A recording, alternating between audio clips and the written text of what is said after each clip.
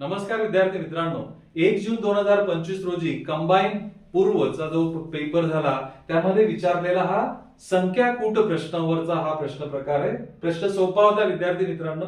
या ठिकाणी आपल्याला दिसतंय 2-3 सर्कल आपल्याला दिलेत आणि त्यात काही संख्या आहे.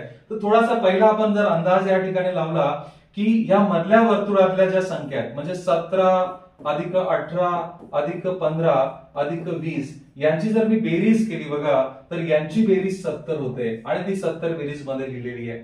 म्हणजे मग या वर्तुळातील सर्व संख्यांची पण बेरीज 70 त्या ठिकाणी व्हायला पाहिजे. 16 आणि 19 यांची जर बेरीज केली तर 35 होते.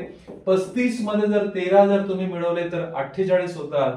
तर 48 त्या ठिकाणी टोटल होते.